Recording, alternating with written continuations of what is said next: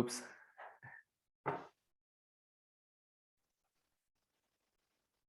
Okay, can you all see Yep. the presentation?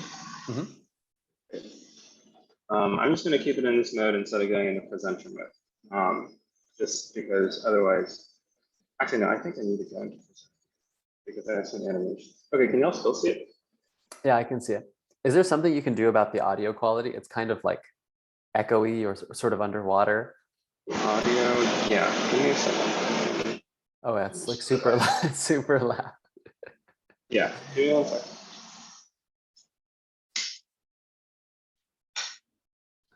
Can you hear me still? Yeah, that's better. It's better. Well, it's actually no, it's actually the same. It's super like, is it like really loud over there, or is, because if it's not, then there must be an issue with the audio. Nice. Okay, what about now? Yeah, that's a lot better. Okay, I'll use this headset instead. Cool. Great. So let's talk about zero knowledge snarks. And when I was preparing this presentation, I realized that the number of slides in here is going to surpass like what 1 or 2 or possibly 3 of these sessions will fit. So there's going to be some trade-offs I got to make here. I'm going to give you an outline in this next slide. So let's first figure out what exactly is interesting to all of us. We're going to do a warm-up, which is just some cryptographic commitments. Then we're going to talk about privacy in the blockchain. We can talk about mixers, which is a weaker form of anonymity that doesn't use zero knowledge snarks. But then we go into defining what a zero knowledge snark is. We talk about 4 applications of zero knowledge snarks, and then we talk about building a snark. Some of these things we can skip if we want to move to things that are more relevant. So if people have any things that they feel like are super interesting or they definitely want to hear about, now is a good time to say so. For context, applications that I'll talk about include rollups, confidential transactions, Zcash, and Tornado Cash. Yeah, to me it all looks cool. In We can order, start at the beginning, and we can make it a multi-session thing if we like that. All right, then let's start from the very beginning. Cool. So let's start by warming up with some commitments. I feel like this is going to be more like a lecture from class than like some of the previous presentations. So we got to get ourselves into the classroom mindset first. All right. So let's start with a commitment. A commitment is a cryptographic tool where somebody can commit to some sort of message and later prove that that message is what they committed to without revealing the contents of the message. It's comprised of 2 functions: the commit function, which takes in the message, as well as some randomness, and spits out some string that is the commitment. And then a verify function that takes as input the commitment string, the message itself, and the randomness, and then outputs whether this commitment is a correct or invalid representation of the message or not. And there's 2 properties that people care about when they talk about commitments. The first one is mandatory, which is that a commitment has to be binding. It means that you cannot find 2 sets of messages and sets of randomness such that the same commitment works for both of them. So your commitment needs to be valid only for one message and one source of randomness. If these 2 messages are not the same as each other, then the same commitment cannot be verified for both as true. Obviously, it can be verified for both as false. That's fine, but it cannot verify for both as true. The second property of a commitment that is optional is hiding. That is to say that the commitment string produced by the function can't reveal anything about the message itself. Hiding is harder because a lot of our commitments, and hash functions are one class of commitments. A lot of the hash functions that we're used to, they actually are not hiding. Looking at the hash, you could reason something about the underlying message, because for hashes in particular, let's talk about that. A collision-resistant hash function like SHA-256, it's a commitment, because in this case, you can create a hash from an underlying message, and afterwards that message is sort of hidden, and then you can verify that that message is what you had committed to, because you can run the hash function on the message again to try to reproduce the commitment. But a collision-resistant hash function that just takes in a message is binding but not hiding. The reason that it's not hiding is because an adversary can test messages at will with this hash function and then see which of the resulting hashes, corresponds to the one that you committed to and which ones did not. So in the very simplest example of why this is not hiding, if your message space is just 1 bit, either a 0 or a 1, if you hash your message, you'll get a hash back. But if the adversary tries to hash a 0 or a 1 and it gets something different back, it'll know for sure that your message isn't the 0 or your message isn't the 1. The way to strengthen a hash function into something that is hiding is to add randomness into it, so that you are hashing both the message as well as some appended random bits at the end, such that if an adversary tried to figure out what your message is by trying to hash different combinations of the message and the randomness, they're going to have to try forever. And it's close enough to uniform at that point that you can say that it's hiding as well as binding. We're going to see these commitments a lot as we talk about the zero-knowledge proofs, because a lot of proof writing is about committing to some messages but not having to show it. So what questions do y'all have about commitments as we warm up here? Yeah, so that was sweet. So I'm looking, there's the initial R where there's commit M and R goes to com, C-O-M. And then at the bottom, there's H of M and R. I'm wondering, are those R's the same? Yeah, so the yeah. R is, again, it's just some randomness that is sampled. In this case, the H is just one function that is an example of a commitment. So like H of M and R is sort of like an example of what a commit function can be. And so H of M just ignores R. H of M, yeah, has like a set R of like 0 or R of like 1 or something that doesn't change from each hash to the next. Cool, makes sense. Actually, this is just like a funny anecdote, but I used like a commit reveal type pattern with hashes and randomness for doing like rock, paper, scissors on the blockchain, because you want to like hide what your move is, but you also want to commit to it. Yeah, that's a great anecdote. Cool. So now we move into the prime use case, which is what the rest of the presentation will center on. We've introduced one tool, but now here's the objective: is privacy on the blockchain. There are some things that users may want to hide on the blockchain. That includes like your identity, who you are, who you're paying. That includes like the amounts that are being transacted. Like maybe you're being paid your salary and you don't want people to know that. And it also includes metadata. Maybe the script PK that you're using on the Bitcoin blockchain is something you want to hide.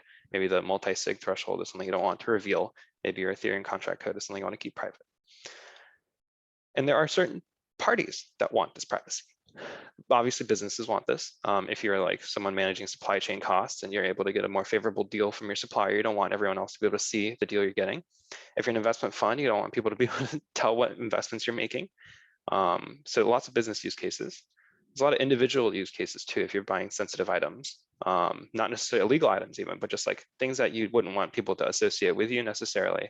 That's like a big reason why in the early days of crypto, Silk Road was such a big marketplace, because it promised some sort of anonymity.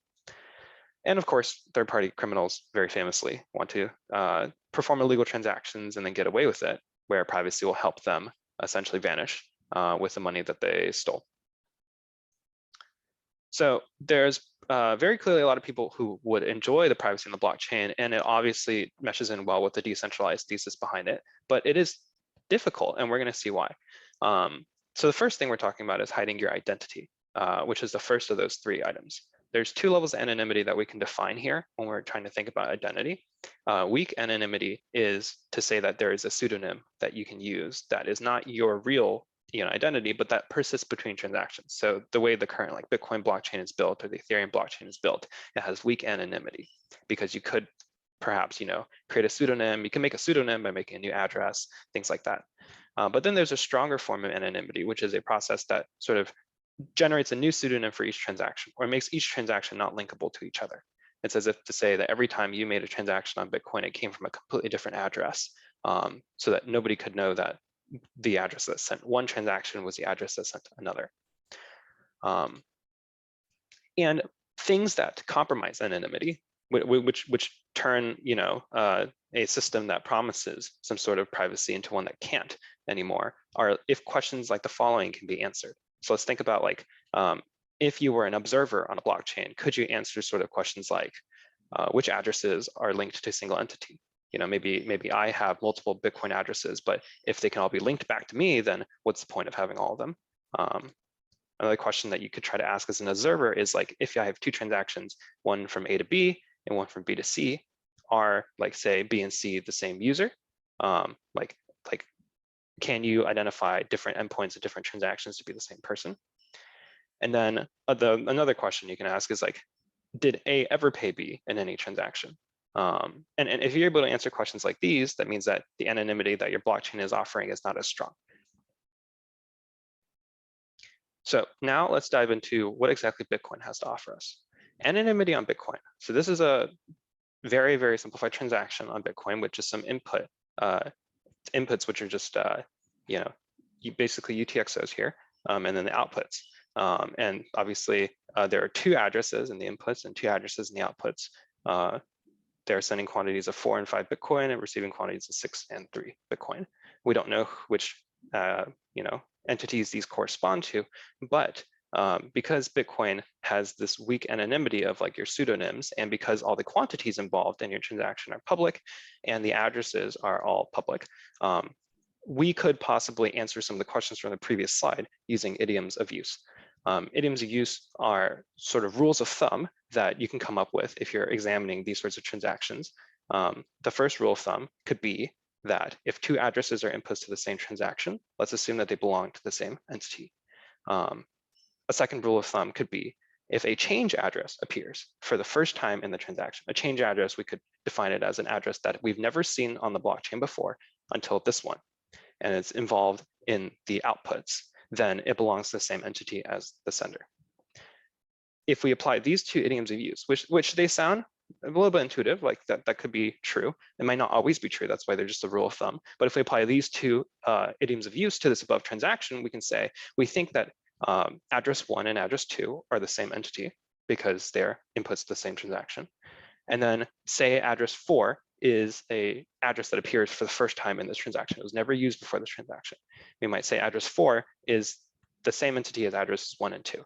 And so it looks like this transaction, even though it has two inputs and two outputs, really, it is one person sending some money to a second and then receiving some change back.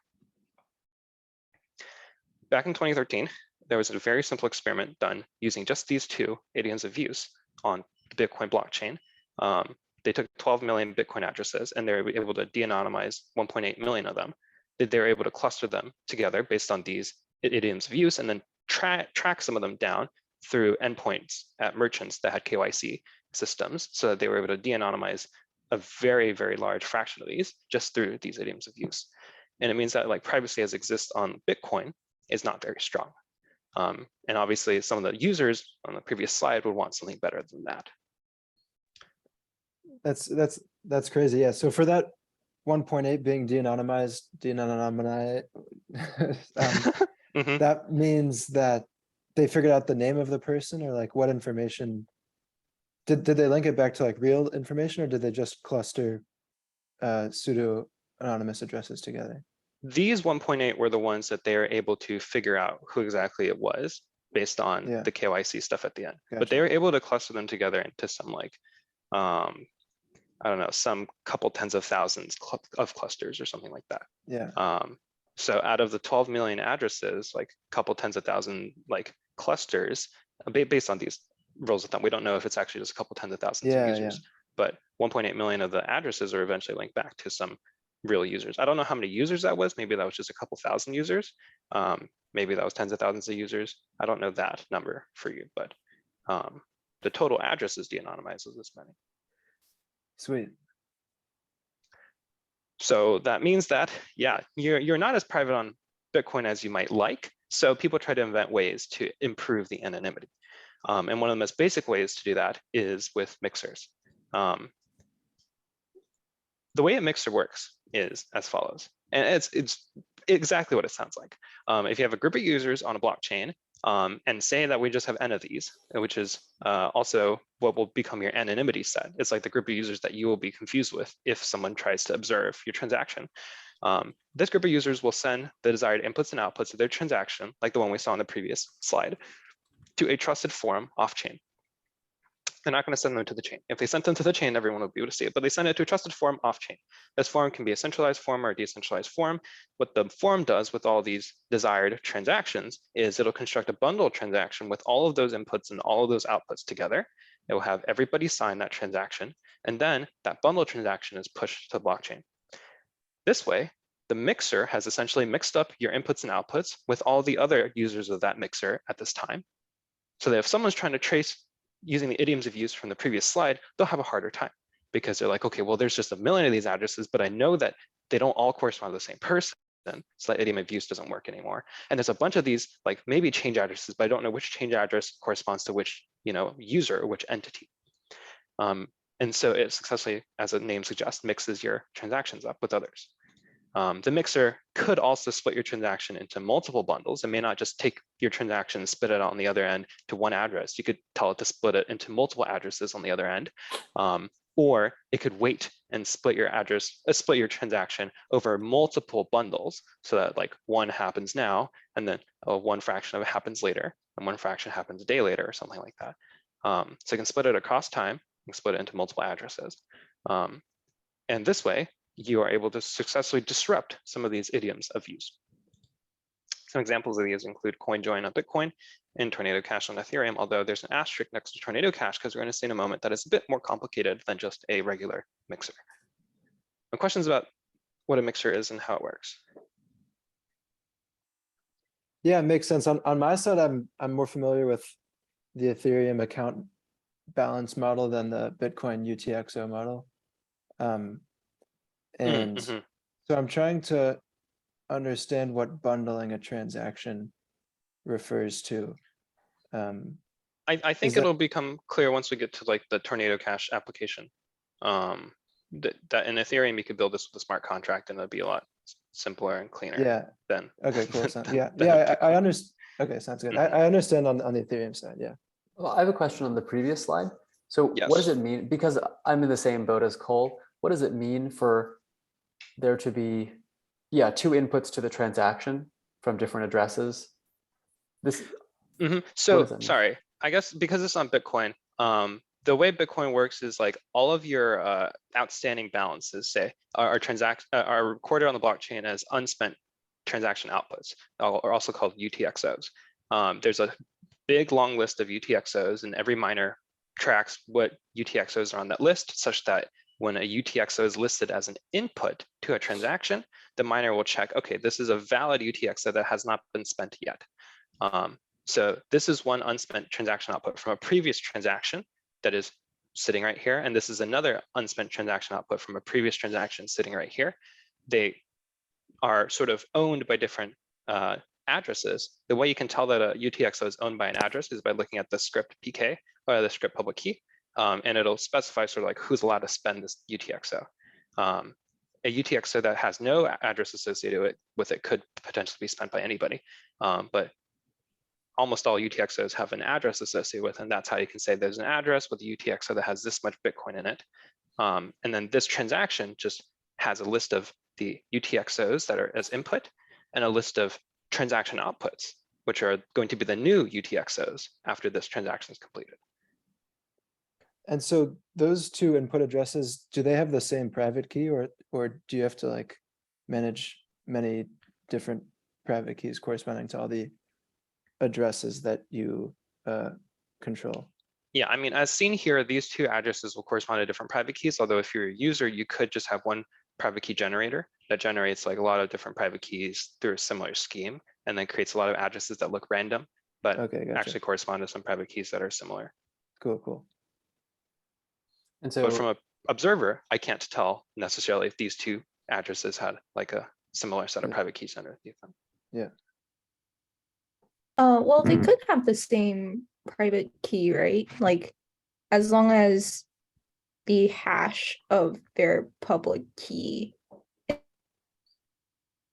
like that input is the same, then they could have the same private key. You're saying if the hash that they use to get from their private key to their public key to their address is different, then these two could be hashes of the same private key, but just with different hashing functions? No, that like, if you like look at what is actually in that like UTXO, if the address, yeah, like if the hash of the public key that it specifies is the same, then it's the same private key. But I mean, it doesn't show that information here. Like here, you're just saying like UTXO number 1 and UTXO number 2. Yeah. I guess that's my apologies. I guess the use of the 0001 and 002 is just to say that these are different addresses, but not that they're somehow related because it's 1, 2, 3, 4. Yeah, Shadi, does that help with the? I have a question on the next slide. Okay. Yeah, that's helpful. Oh yeah, so question here. So when everyone signs a bundled transaction, does that have to happen after all of the transactions are bundled? Like, is it like a 2-step process when you send something to a mixer? I mean, like, do you have to send your transaction and then like once the mixer bundles all the transactions, then like it has to collect signatures from everyone? Or can that happen like in just one step from the user? No, it has to happen in 2 steps because in the Bitcoin blockchain, the signature requires you to sort of hash the transaction, right? And then use a hash of like the transaction and your private key and stuff in order to produce a signature. So it has to be a finalized transaction before anyone can sign it. Otherwise, if you sign it earlier, your signature is going to be invalid for the actual transaction. So everyone has to sign it after it's done. That's why these mixers also suffer from like DDoS attacks, because like you could submit a invalid set of inputs and outputs, which would like make the transaction, the bundled transaction invalid, or you could just refuse to sign it, which will slow down the mixer, because then the mixer is going to have to eject your input and outputs from the bundled transaction and stuff. What does it mean for everyone to sign a transaction? So when you look at a UTXO, sorry, when you look at a UTXO, like on this previous screen, these UTXOs, they have a script that runs, and in order for this to be successfully used as an input to your transaction, that script needs to run successfully. And when I said that these scripts usually contain an address, that script usually says succeed only if the person spending this, or the address spending this, is the same as the one that's hashed here. So in order for your address to be correctly used here, there's usually another check that is some sort of like signature check that like the signature corresponds to this address or something. So you have to sign in order to allow your inputs to be used in the transaction. But when you're signing, you have to sign the whole big bundle transaction, because when the miners are checking, the miners are going to check that your signature matches for this whole transaction. And then afterwards, that signature is used to take these inputs and then map them to outputs. Okay, so everybody signing the transactions produces a big list of signatures. It doesn't produce just one signature. That's correct, because that big list of signatures has to be put into this transaction script, so that then the transaction will check every single one of these inputs and be like, okay, that's a valid signature that maps to this input, so this input can be used. That's a valid signature that maps to that input, and that input cannot be used. And it has to validate all the inputs, and afterwards it will then do the logic to map them all to the outputs.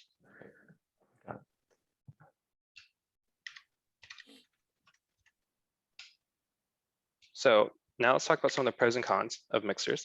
Obviously, the mixers help disrupt these idioms of use because they weaken the linkage between the inputs and outputs of transactions. But the disadvantages are a couple. First, if you want to mix an amount that is different, and especially if it's a lot larger than what the other users in the mixer are using, then you must either spread it out among more bundles, or if you just try to send it all at one time, it's going to be very easy to see on the other end which of these outputs map to your input. If everyone else is sending like 1 Bitcoin through this mixer, but you're sending 100, and on the other end, the list of outputs has one address that receives 100 Bitcoin, it's going to be very obvious that it was you, even if you were trying to hide yourself. So you have to like take a large amount and then split it into smaller amounts, which will take you more bundles, which means it takes you more time in order to successfully mix it. Second disadvantage is there's no mixing benefit across different coins or tokens, because every coin that goes in one side is going to have to come out the other end the same coin. On Bitcoin, it's just one coin, but like if you were to build this sort of mixture on Ethereum or whatever, like you can't mix your DAI with someone else's like ETH or something like that.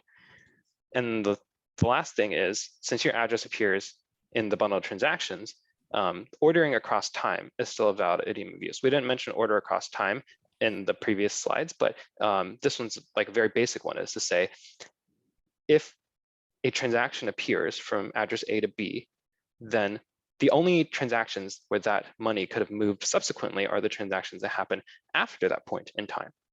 So in this case, if a transaction from the mixer includes your address as an input at time t, all the possible outputs have to occur after time t, because it's not possible for you to have been an output for this mixer before you inputted your money. So it's basically saying it's not possible for you to withdraw your money from the mixer until after you deposited it. And this idiom of use is still useful, because that means if you're someone trying to trace someone through a mixer, you can just examine all the outputs that occurred after you see that address inputting something to the mixer. You don't have to look at all the outputs that appeared before the address inputted something to the mixer.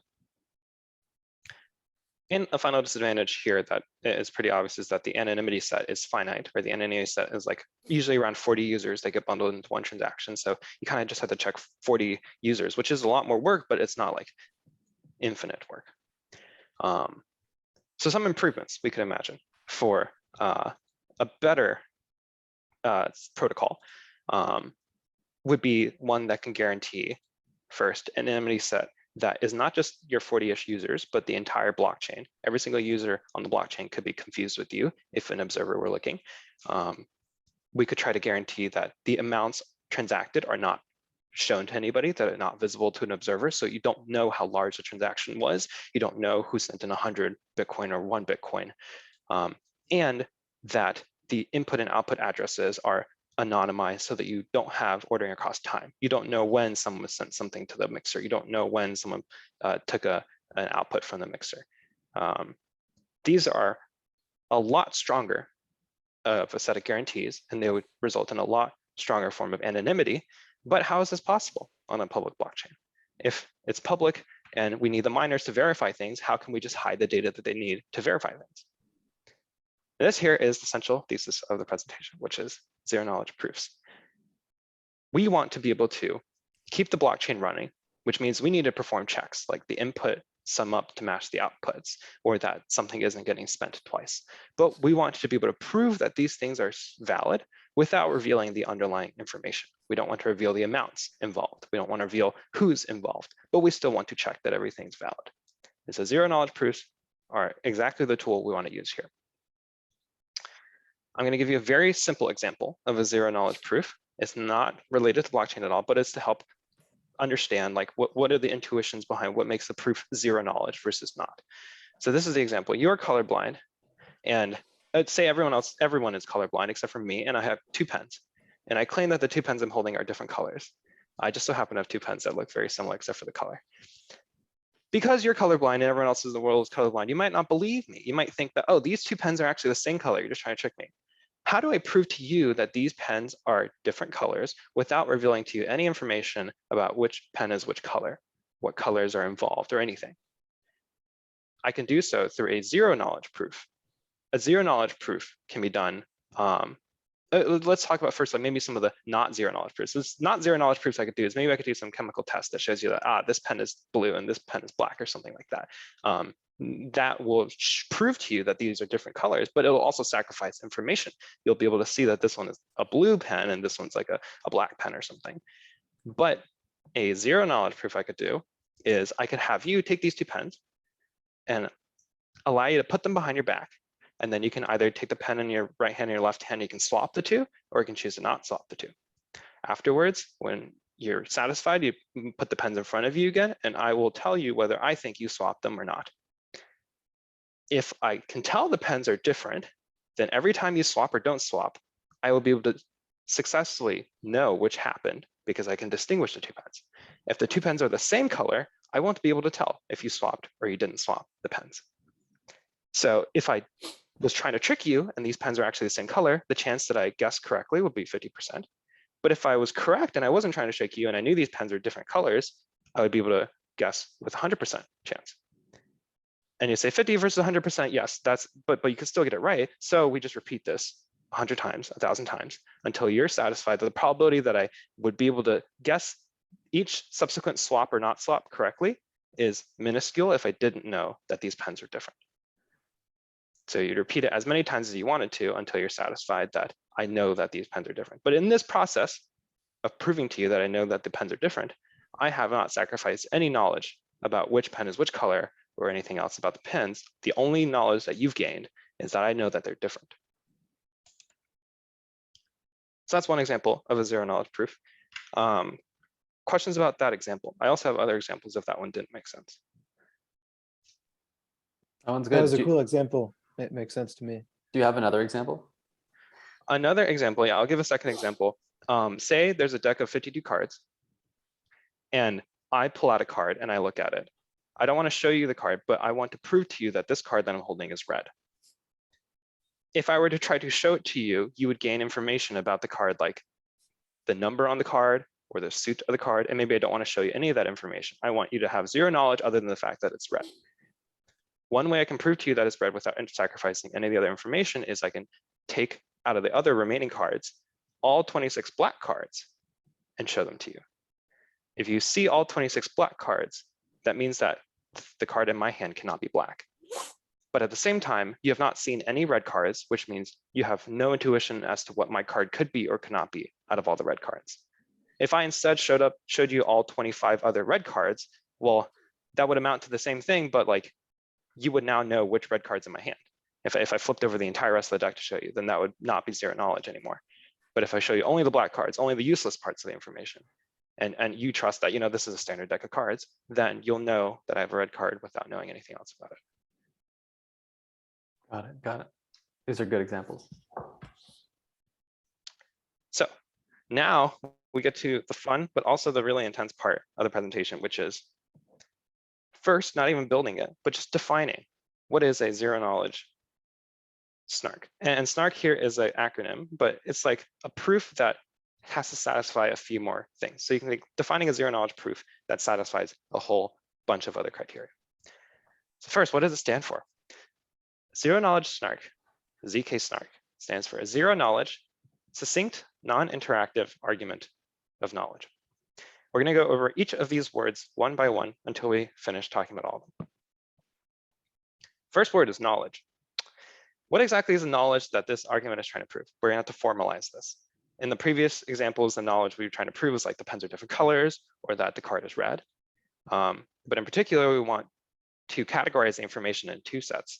One which is public, also known as like an instance, and one which is private, also known as the witness. And the public part is usually denoted X and the private part is denoted W.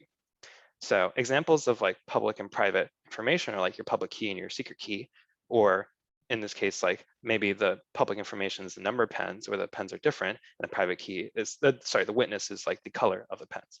So we split our information into two categories. That's sort of the knowledge that we're trying to prove. And we now define two parties, which is just formalizing who I am and who you are in our examples. There's a prover who knows both these sets of information, X and W, and the verifier who knows just one set of the information, which is the public part. The knowledge here is then the witness, W, which the prover wants to show the verifier that they know this witness without revealing that information. So the witness needs to, in this sense, like an analogy, I guess, to the courtroom, needs to be protected. It cannot be revealed who the witness is, otherwise it compromises things. So the prover wants to prove to the verifier that they know a witness without giving up who the witness is or what that information is. So this just helps us understand what exactly is the knowledge involved in this paradigm. The second word that we'll look at is argument. How do you argue for this knowledge? So here we're going to have to define some more mathematical terms. First, construct just a finite field.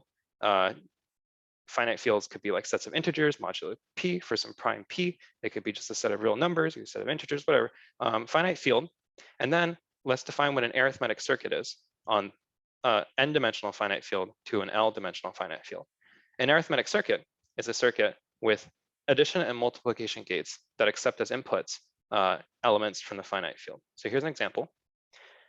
Pictured here, this graph, this directed acyclic graph, is an example of an arithmetic circuit. It has addition and multiplication gates, and it takes as input 3 elements. One is a variable x1, the other is x2, and the last input is a scalar, which is just 1. The edges correspond to which of these inputs are being mapped to which function, which gate, essentially, and then they're being combined together to get a final output from the arithmetic circuit. So this arithmetic circuit right here corresponds to this, which we know and love in algebra, as x1 times x1 plus x2 plus 1 times x2 minus 1. Questions about how this arithmetic circuit pictured here turns into this factorization of a polynomial? Looks good. Okay, so that is an arithmetic circuit, and an arithmetic circuit is a way you can program an argument. You can express Boolean conditions using arithmetic circuits. If your inputs x and y are from the set of 0 and 1, you could output x times y in order to get an and operator, or you can output x plus y minus x times y to essentially replicate an or operator. So with arithmetic circuits, you can replicate Boolean circuits, and you can replicate much more complicated circuits. So if you let the operator, like sort of the norm of C, be the number of gates involved in the circuit, then you could express things as complicated as SHA-256. That hash function can be modeled as or the verify function of SHA-256 can be mapped as a arithmetic circuit with 20,000 gates. This arithmetic circuit has 3 gates. That one has 20,000 gates. But this arithmetic circuit that we've just introduced is a way to model an argument, essentially. It'll output it can output an expression that can then correspond to like a 0 or a 1. It can tell you if it's true or false, it can tell you lots of things. And we're going to apply that to formalizing this definition of what a SNARK is. So the number of gates in the polynomial example, it's like the plus and the minus and the multiplication. Those are the 3 gates. Yeah, that's my bad. I said addition and multiplication here, but technically subtraction I think is also okay. Yeah. And then it's mapping, like in the definition, like mapping from, let's say, n dimensions to L dimensions. What's the number of dimensions in this case? In that case, yeah. In this case, the dimension of output is just 1, because there's only 1 arrow here, but it could have multiple of these that output. So you can imagine, like, say, x1 and x2 are involved in another gate over here, and this gate doesn't combine with this gate, but just comes out separately. That would be a 2-dimensional output space. And then what's the input dimension there? That input dimension would be 3 in this case. Okay, it's the number of gates. Yeah, it's the number of input elements, like the number of, I guess, sync nodes. Yeah. Okay, gotcha. Not sync nodes, source nodes. Yeah. Good question. So now let's formalize what we mean by argument using this new tool, which is an arithmetic circuit. So again, the knowledge here that we're trying to prove is this witness W. Let's define an arithmetic circuit over a finite field, which we call C, and which takes as inputs the X and the W, the 2 sets of information. So the X comes from a n1 dimensional finite field, and W comes from n2 dimensional finite field. This arithmetic circuit, we will build it so that it proves what the prover wants to prove, essentially. We don't build it yet, we're just defining it, but just say that this arithmetic circuit is built to prove the statement. Then formally, what the prover wants to do is to show the verifier that they know a W such that this arithmetic circuit evaluates to 0. That's the formalization of what we're arguing here. We're arguing that given a definition of an arithmetic circuit, given an x, the prover knows w, so that the function call here evaluates to 0. Zeros across all dimensions. Questions about this structuring with the arithmetic circuit? I'm not sure if now is the best time or later, but at some point it'd be cool, like for the deck of cards example, to express in terms of this formalization. To express it in terms of a circuit, yeah, okay. So I don't have the example on hand, but if we continue this in next week, I'll try to figure out how to express that in this arithmetic circuit. Yeah. But yeah, just know that the Sweet. arithmetic circuit is like very, very expressive. So basically anything that we want to try to prove, any sort of condition or statement that we want to either check, right, or anything, it can be combined together into an arithmetic circuit. Okay, yeah, and even maybe not even the full arithmetic circuit, but maybe like X and W in the deck of cards case. What would each of those map to? Yeah, so I mean, things like in deck of cards case, the W, the thing that we're trying to protect is the fact that this card is what it is. Like that this card is, say, the king of diamonds or something. We want to protect this information. We know this information, but we don't want to give it away. But like the fact that it's red, the fact that it's a diamond, the fact that it's a king, those are all elements of the witness. Elements of the instance or the public information could just be things like, oh, there's 52 cards in this deck. There's 26 red cards, 26 black cards, so on and so forth. Generic information about the deck. And so this arithmetic circuit here is trying to prove to you, the verifier, that I hold a red card so that it outputs a 0 if W is red, essentially. But in this process, I don't want to reveal to you anything else about the card in my hand. I don't want to reveal to you that it's a king. I don't want to reveal to you that it's a diamond. So all that stuff in the witness, I want to keep it hidden from you. Yeah, but you do have to give away that it's a red card. Because that's the thing that we want to that's what you're trying to prove. Yeah. Okay, sweet. So now we move on to the next. I have a question. Sorry. So which of these elements is the proof? Is it the circuit that constitutes the proof? We haven't gotten to that yet. Okay. We're going to get to that. What exactly is the proof that's generated? What exactly do you do? You're right. It's not just the circuit. The circuit isn't the proof. The circuit is just the formulation of the problem that you're trying to prove. Okay, so non-interactive. Let's talk about this part first, and then we'll combine these words together into a phrase. The non-interactive part is that the process of the prover showing the verifier that they know W, that could be interactive, like in the example depends. In the pens example, you repeatedly put the pens behind your back, shuffled them around, and then I had to give you an answer, and then you would repeat it. That's an interactive proof. We want a non-interactive proof because interactive proofs are expensive on the blockchain. Communicating back and forth with a miner is like basically not possible because you have to communicate with like all of them. So we need a proof system where communication is one way only, from the prover to the verifier. The prover just tells the verifier something and the verifier believes it or not. Like in the deck of cards example, I, as the prover, just show you all the black cards, and that's all that happens. You don't communicate towards me afterwards. You don't say anything to me afterwards. My communication from me to you is all that's needed for you to be convinced. Something that I guess we're running a bit out of time, but if we could take some time to brainstorm, you might think, how do we make the pens example a non-interactive proof instead of interactive proof? That like maybe I can just leave to you to mull over. In the next week we can like recap it. But it's a nice little like I guess thought experiment to think about. How do you make the pens example a non-interactive proof from an interactive one?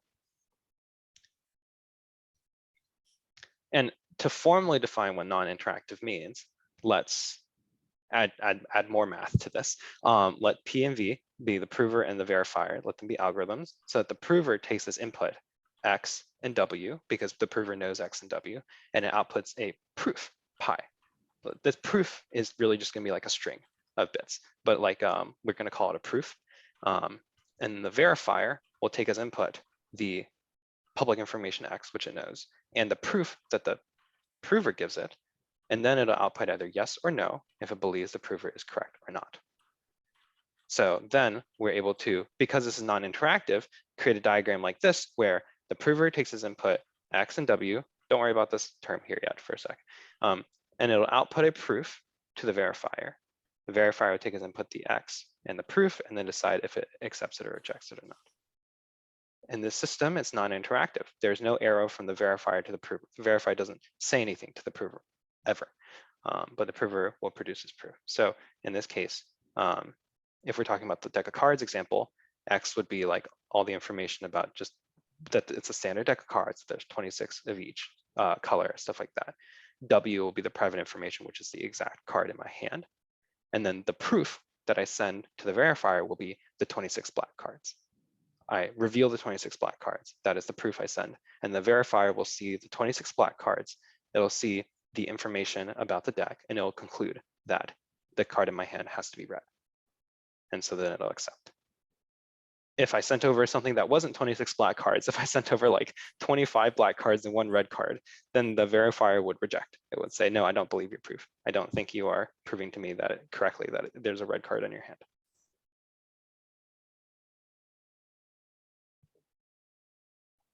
And finally, now that we've formalized it into this, I'm going to add one more layer of complexity, which is to help us understand what are these S terms in this diagram. Let's define one more algorithm, S, in addition to our prover and our verifier. This S is the setup function.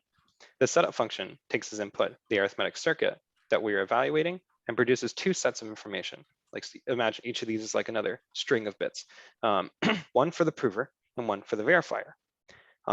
This setup information is, again, based on the circuit, but the setup algorithm does not know about X. It does not know about the public information. It doesn't need to know the public information because usually the setup algorithm is to produce some sort of randomness.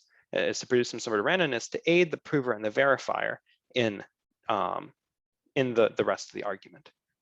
Then the prover will accept as input its portion of the information, which is SP, and then the verifier will accept its portion of the information from setup, which is SV. And so everything else on the previous slide is the same, except now we've added 2 little bits of information that come from a setup source. As a little hint, if you're trying to make the pens example non-interactive, you'd probably want a setup that produces a little bit of randomness that the prover and the verifier both use. And so that randomness is not like secret, like both the prover and the verifier know SP and SV. So we're going to get to it, but sometimes it can be revealed to everybody, the randomness that SP and SV receive. Sometimes it's the same thing. Sometimes it cannot be the same thing. Sometimes what the verifier receives has to be secret to the prover. Okay. And we're going to talk about the different types of SNARKs that correspond to each of those distinctions. Gotcha, sweet. Cool. So now that we've defined non-interactive argument and knowledge, let's put those 2 together and define the entire non-interactive argument of knowledge. So this non-interactive argument of knowledge, where we have a setup, a prover, and a verifier, has to satisfy some properties, 2 properties in particular. The first is completeness. For all sets of public and private information such that this circuit evaluates to 0, if the prover knows this W, if this W exists, then the verifier, when it accepts as input the proof from the prover, must output yes. So if this is a valid proof system, then this property must hold, which means to say, if the prover is honest and the prover actually knows a witness, the verifier must believe it. That's one property. The second property is sort of the converse, which is proof of knowledge. It is essentially saying, if the prover does not actually know a W, the verifier must not output yes, except with very, very small probability epsilon. But the formal definition that I included here is the one that you would see if you were to like look for it in a paper or something, which is for any possibly adversarial prover that produces some proof such that the verifier outputs yes to this proof, there must exist a witness so that the circuit evaluated to 0. And there must exist some efficient algorithm that, given a non-black box access to the prover, can figure out what that witness was. So basically it's saying that if the prover is able to produce a proof, then there must be a way to find the witness that the prover knew about, if we could just open prover's head and search around in there. Put more simply though, for our understanding, it's just to say that the probability that a verifier outputs yes to a proof that is not based on a valid witness must be very, very small for negligible epsilon. So if a proof system satisfies these two properties, it means that when the prover knows what they're doing, the verifier says yes. When the prover doesn't know what they're verifying, the verifier says no with high probability. Questions about these two conditions? So with the cards example, let's say your witness is like, oh, this card is the King of Hearts. Then like by the proof, like if you say the proof is like, here are all the black cards, then you're not able to, it's not a proof of knowledge that your card is the King of Hearts, right? It's just like, in this case, your witness is just, this card is a red card, not that this card is a King of Hearts. No, in this case, I guess, so I might have modeled the definition a little bit, but the witness is, okay, so the witness in this case, it definitely includes the suit and the number on the card. It has to include the king and the diamond because you're protecting something from the verifier. The thing you're trying to prove, which is that it's red, it's defined because of the arithmetic circuit that's used. So in this case, you would know that you're trying to prove that it's red. You would know that you're not trying to prove a different statement like that it's diamond or that it's a king because you're defining an arithmetic circuit and that circuit is for proving that it's red. That's why the verifier knows what exactly it's trying to prove because it looks at the circuit and it's like the circuit in this case for the pens example is to prove that it's red. When you said like, oh yeah, like Bill, didn't you just say like the witness is what the prover wants to show the verifier that they know? But the prover isn't trying to show the verifier that they know the suit necessarily or that they know the number on the card. That's true. And I apologize. I think the better definition for the witness is the prover needs to show the verifier that they know a witness such that the arithmetic circuit evaluates to 0. The prover doesn't need to show the verifier that they know the only witness such that the arithmetic circuit evaluates to 0. The witness is just something that the prover needs to show the verifier that they know a witness. Because in this case, with the deck of cards example, there are 26 possible witnesses. All 26 red cards could be what I have in my hand. And all 26 red cards should result in the same 0 being outputted from the arithmetic circuit. But I don't need to just, I'm not trying to prove to you that I know that this particular king of diamonds is in my hand. So I just need to prove to the verifier that I know a red card, that I have a red card in my hand, that I know a valid witness, which is a valid red card. But I don't need to prove that I know the only witness to the circuit. I see. Essentially what I'm saying is earlier when I defined this knowledge, the knowledge here is W, which prover wants to prove to V that they know. I think what I meant to say here is the knowledge here is that the prover wants to prove that they know a W, not a specific W, but just that they know a valid W, so that the circuit evaluates to true.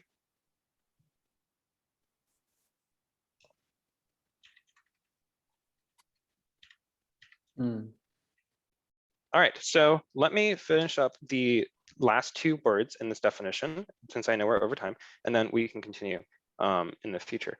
So we talked about completeness and the proof of knowledge criteria.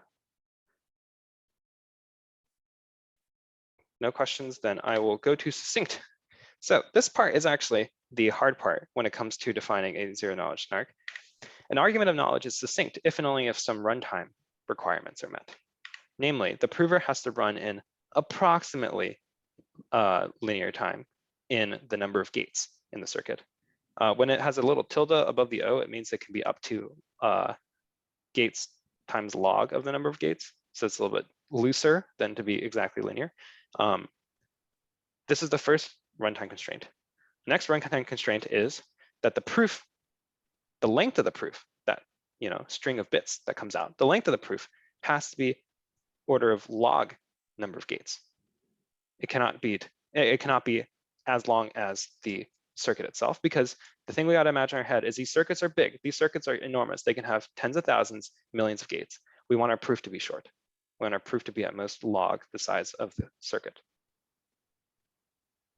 third condition is the verifier needs to run in time that is linear in the witness, linear in the public instance, which makes sense. It has to parse it at least, right? And it can only run in log of the number of gates of the circuit, log in the size of the circuit. So the verifier also cannot, take forever to run. So the prover has to take this much time to run. The verifier needs to take less time than it to run in the size of the circuit. And the proof that they send from the prover to verifier must be short. An example that is not succinct, because the big question I bet all of us are thinking in our head is like, why can't we just output the witness as our proof? If we output the witness as our proof, that satisfies everything except for maybe the part where we're trying to hide the witness, right? Like, but if we just send the witness as a proof, shouldn't the verifier be able to just know for sure that we know a witness then? My question to you is, why is this not succinct? Why does this not satisfy our definition of succinct?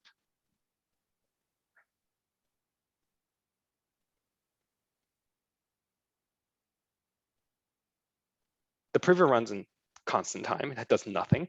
The proof itself, let's just assume W is short, so W is not going to be greater than log the size of the circuit. But then the verifier still has to run in linear time with the number of gates in the circuit. You're right. Why does it have to run in linear time of the number of gates? It needs to basically compute C of XW. Yes, exactly. Because if the verifier receives the witness and it knows the public information, it has to do the computation of the circuit in order to prove that it's right or not. And that computation, it has to plug in X and W into the circuit. It's going to take it linear in the time, linear in the size of the circuit, because it has to evaluate every operation in the circuit. And that is too long. And we want the verifier to be able to verify in even less time than that. And so this part at this point was blowing my mind when I was learning about this, and it should blow your mind too. Yeah, that seems pretty fast somehow. Yeah, that you can prove it and verify it, that the verifier can run everything in less time than it could check the witness itself. That is somehow faster than that. But we're going to see in the next few slides, in the next few times that we talk about this, how that's possible. Questions about this set of requirements? Looks good. So the last part we talk about here is the zero knowledge part, because technically everything up until now is not zero knowledge, and a valid snark could be one where you sacrifice the witness and just reveal it. But we're going to now define what it means to be zero knowledge. A snark is zero knowledge. It's a proof that the prover sends reveals nothing about W, reveals nothing about the witness. And formally, I think that the formal way to say it is that the proof that the snark generates is indistinguishable from any other proof a prover could generate if they didn't know the witness. So if there exists a simulator that does not know the witness, this is like our fake prover, but that simulator could still generate proofs that look the same as the true valid proof, except for the fact that the true valid proof gives us a yes from the verifier, and all these fake proofs from the simulator give us a no. But it's to say that a valid proof looks indistinguishable from all the invalid proofs. That is what makes a snark zero knowledge. Because if the valid proof looks the same and looks like it's distributed from it's drawn from the same distribution as all these fake proofs, then an observer won't be able to tell what our witness is just by looking at the proof. Because it could have not had a witness, and it's indistinguishable from proofs that don't have witnesses. And here, that would correspond to, like not being able to tell that it's a king of diamonds. That's like the zero knowledge part of like our zero knowledge proof example. It's pretty easy, honestly, to turn a snark into a zk-SNARK. It's pretty easy to turn a non-zero knowledge proof into a zero knowledge proof when we're talking about these succinct non-interactive arguments of knowledge. The hint here is you just have to inject more randomness. Just like in that commitments warm-up, where we saw that like a hash function by itself is not hiding. If you inject some randomness into the hash function, it becomes hiding. Sort of the same intuition applies to turning a snark into a zk-SNARK. You input some more randomness so that now it looks more random. The hard part for building a snark, and that we're going to see as we try to build one in the later discussions is the succinct property. The succinct property sucks. It's the hard part, and it's also what blows people's minds about these snarks. So really, the zero knowledge part is not the hard part. And though not all snarks we're going to talk about in our applications are going to be zero knowledge, it's pretty easy to turn a snark into a zero knowledge snark once you have it. So it's turning a nark into a snark that is hard. Yeah, that's really interesting. I always assumed that the zero knowledge part was the hard part, but the succinct properties definitely seem very difficult to satisfy. Yeah. And I have one last slide that I'll cover. Actually, no, maybe I think I'll just cover this next time. I think this is going to take a bit too much time. But yes, so that's I guess part one about zero knowledge snarks. Questions that y'all have at the end of this first segment. That was awesome. I think I asked most of my questions while you were going. I still need to think more about just everything in general and the cards and stuff like that. But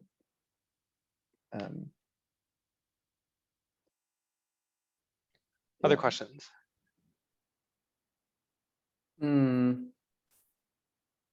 Yeah, in general, that was really good, and I think I'll give it another watch to digest it. One thing I wanted to know though is how do you actually like manually evaluate a circuit? What's like the process for, if you go back to that first example of the circuit?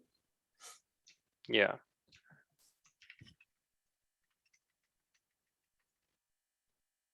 Yep. I have too many transitions. Here it is. Yes.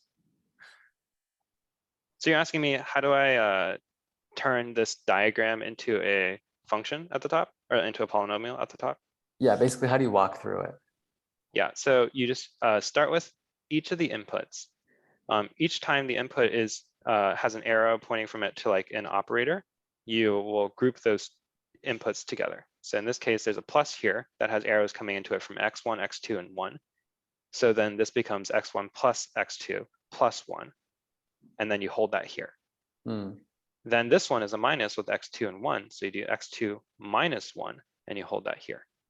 And then finally, this operator has an x1 coming into it, the x1 plus x2 plus 1 coming into it, and the x2 minus 1 coming into it. So these three things all go into it, and you multiply them together. So you get x1 times x1 plus x2 plus 1 times x2 minus 1. Gotcha. Okay. Cool. That was something I was just wondering about when I saw the diagram. Yeah, I apologize if I didn't explain the diagram that well. It definitely took me a while to digest all this stuff too. Other questions? If not, I have a question for y'all, which is how much math did y'all like? There was some math in here. Did you like that much math? Did you want less math or more math? Do you want me to in the next, like, I guess, section of this, like, go slower or faster, or Yeah, for me in general, the math is really nice to provide more concrete definitions for things and be able to see them in the mathematical notation. As far as the speed, I think definitely at the end there was some stuff where it's like I just like need more time to think about it and wasn't able to fully internalize everything. But I don't know if there's like, I don't know what the solution to that is, because I think it's more about just me taking more time to look at it.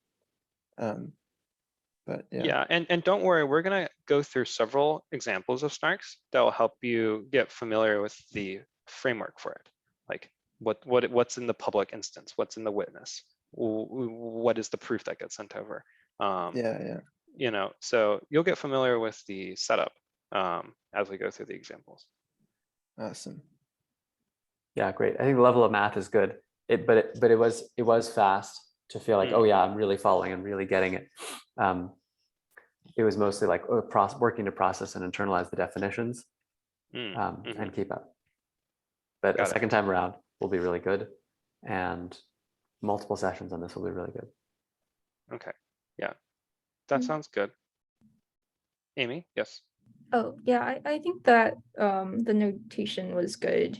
Maybe it would be helpful to like have a reference to the notation next times because it builds on each other, builds on top of everything a lot. So like if I didn't catch something in one slide, it could be good to just like either have the slides for reference already.